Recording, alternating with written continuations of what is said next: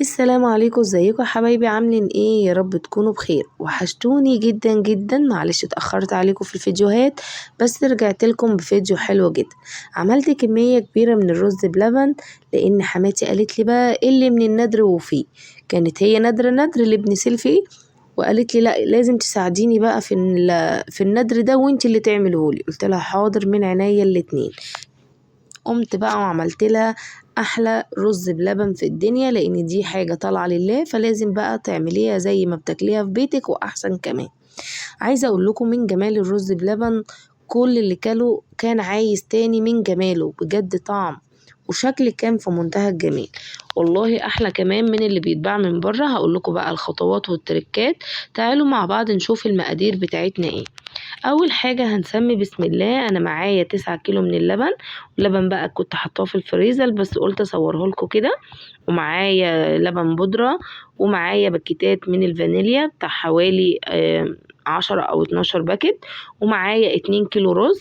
تمام. الرز ده انا واخده منه كيلو الا ربع، يعني ده بس ربع كيلو.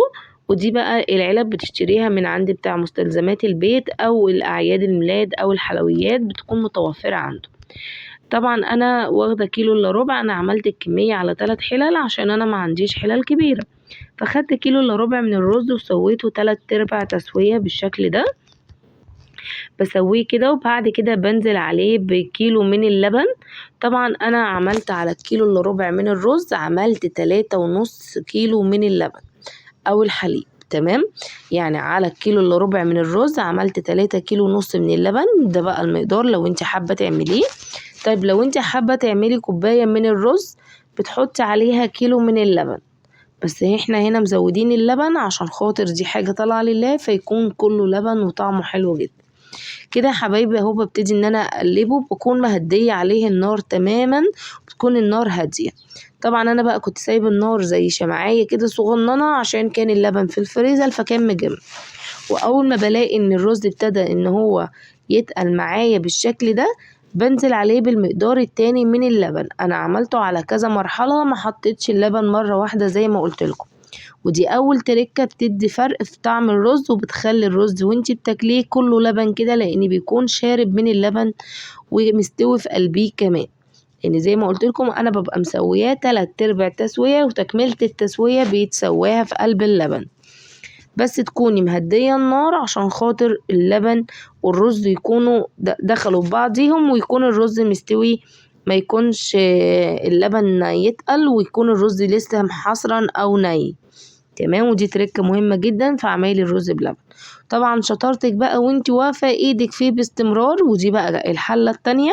برضو حبيت اوريكم الرز كده. انا طبعا برضو مسوية 3/4 تسوية، وكمان هولع عليها بس هخلص اول حلة عشان خاطر اني لازم تطلع الحلة معايا حلوة جدا. كده حبايبي بقى جبت المقدار التالت من اللبن، وببتدي انزل على الحلة بتاعتي اهو. كل ما بلاقي ان الحلة بتبتدي تتقل معايا ببتدي اروح منزلة المقدار الباقي من اللبن، وايدي فيه باستمرار تقلبيها عشان ما يلزقش منك في الحلة. طبعا انا عاملاه في حلة تفال فما بتلزقش، بس برضو عشان ما يشيطش منك من الارضية بتاعت الحلة ويتشعوط الرز. انا كده اهو يا حبايبي ببتدي ان انا اقلبه. طبعا بقى ده المكون السحري بتاعنا وهو اللبن البودرة. عملته قبل كده على القناة، ضفنا له كريم جانتيه وعملت له قشطة. فايه اللي متوفر عندك بد فيه. طبعا بقى انا كانش عندي بصراحة ولا قشطة ولا كريم جانتيه، فحطيت له اللبن البودرة ده وبيفرق في الطعم كتير. طبعا انا كنت بصراحة جايباه سايب. لو انتي بقى مش متوفر عندك بتجيبيه الاكياس وبتحطيه، بس انا عشان كمية كبيرة فجبته سايب عشان يجازي معايا الكمية.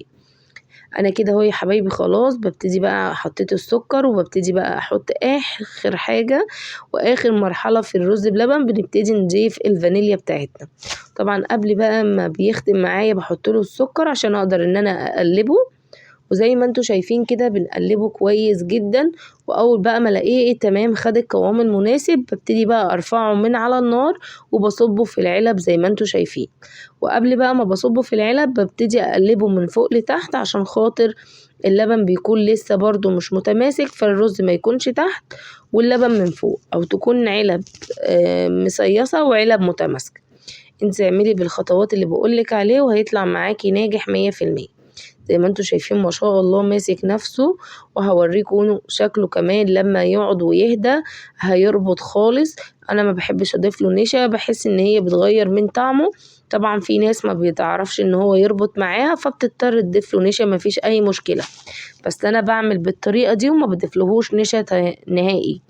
انا كده طبعا بقى كنت بعبي العلب، فجت بقى حماتي قالت لي لا لازم تملي العلب للاخر، دي حاجة طالعة لله ولازم كل اللي ياكلها كده يدعيلنا.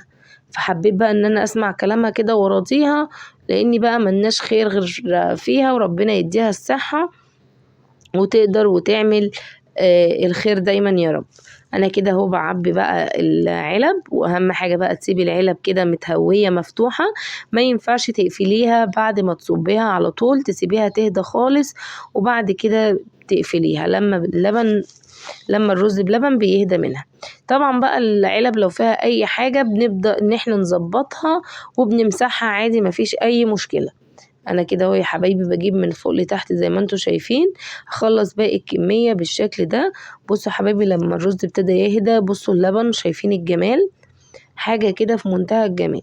طبعا بقى كتاكيتي ما كانوش صابرين، فغرفت لهم بقى طبقين وقلت اخلي العلب للناس اللي هنفرق لها وكده. دي كده كانت اول حلة، وما شاء الله عملت لي كمية حلوة. انا حبيت اوريكم الشكل بتاع اللبن والله، وعايزة اقول لكم ان الكاميرا كمان ظلمة الشكل بتاع الرز بلبن وجماله. طبعا قالت لي لا زي ما احنا بناكل لازم برضو الناس تكون بتاكل، وراحت جايبالي زبيب وجوز الهند، وقالت لي زيني بقى الوش بتاعه زي ما احنا ما بنعمله في بيتنا، لازم كمان نفرقه كده. تمام، انا كده ابتديت بقى اجيب جوز الهند في الاول وبرشها. طبعا لو انت بقى عندك مكسرات او عندك سوداني وحابه تفرميه في الكبه او تبشريه تمام، او بتحمصيه وبعدها بتروحي طحناه، بيدي طعم حلو جدا في الرز بلبن. بس بصراحة كان متوافر عندنا بقى زبيب وجوز الهند، وابتدينا بقى كده ابتديت ارش بقى من فوق الوش بالشكل ده. عايزة اقول لكم كنت مبسوطة جدا وانا بعمل الرز ده، لاني بصراحة حاجة طالعة لله، فتحسي اني بتكوني فرحانة وبتعمليها من قلبك وبتطلعي احسن ما عندك. ببتدي بقى اجيب الزبيب وببتدي ان انا ارص كده فوق بقى وش العلبة بشكل عشوائي برسمة، اللي يعجبك اعمليه. المهم ان العين زي ما اتفقنا بتاكل قبل الفم، وكمان الاطفال بيحبوه جدا. انا عايزه اقول لكم اولادي بيحبوا الرز بلبن عشان خاطر الزبيب. كده يا حبايبي اهو بصوا ده بقى الشكل، عملت كل العلب بنفس الطريقة دي وزينتها عشان نطلع احسن شكل لعلبة الرز بلبن، عشان كل اللي ياكل بقى كده يدعينا وربنا يجازينا كل خير يا رب. انا كده يا حبايبي عملت بقى الكمية اهي، دي كده اول حلة طلعتها معايا، وبعد كده هبدأ بقى اعمل في باقي الرز بلبن وفي الحلة التانية. بس انا قلت اوريكم التزيين، وطبعا التزيين بعد ما بتهدى خالص. دي برضو هنمشي بنفس الخطوات، حبيت كده اوريها لكم بنمشي بنفس الخطوات. طبعا انا مهدية عليها النار خالص وبسيبه ياخد ويغلي مع نفسه كده. حبايبي العلب بقى بعد ما هديت انا خلاص غلفتها وقفلتها كلها وسبتها كده بالشكل اللي انتوا شايفينه ده. بصوا الجمال، شايفين اللبن يا جماعة، حاجة كده بجد كانت حلوة جدا. الحلة التانية بقى انا سايباها على النار ومهدياها، مهدية يعني عليها النار لحد ما تتربط معايا. وبرضو ضفنا الفانيليا والسكر واللبن بنفس الطريقة اللي عملنا بيها الحلة الاولانية، عملنا بيها الحلة التانية والتالتة. فحبيت اوريها لكم كده. كده خلاص اهو ختمت بقى معايا، وختمت دي يعني خلاص اللبن اتربط مع الرز وبقى ماسك نفسه. دي كده تاني حلة حبيت ان انا اوريها لكم اهي، بعد بقى طبعا ما غرفتها سبتها تهدى وبعدها زينتها. بصوا البخارة اللي في الغطا ده انا كنت حابة اوريها لكم، ان ما ينفعش ان انتي تغطي الرز وهو لسه سخن، ودي من عوامل النجاح بتاعته عشان خاطر ان الرز ما يبص معانا.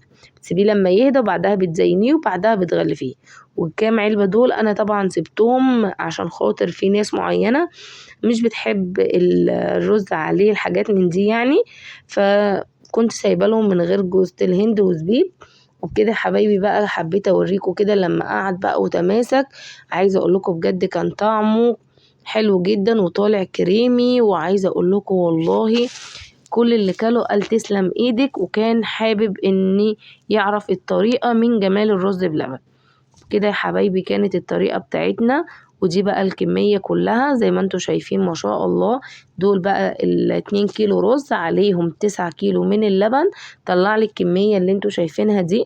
طبعا بقى انا عملت وسمعت كلام حماتي ومليت العلب، لو انا ما كنتش ماليه العلب او انتي مش هتملي العلب هيطلع لك كمية اكبر من دي. كده يا حبايبي كانت بقى نهاية الفيديو بتاعنا. لو عجبكم بقى الفيديو ما تنسوناش باللايك الحلو والاشتراك وتفعيل الجرس ليصلكوا كل جديد من فيديوهاتي.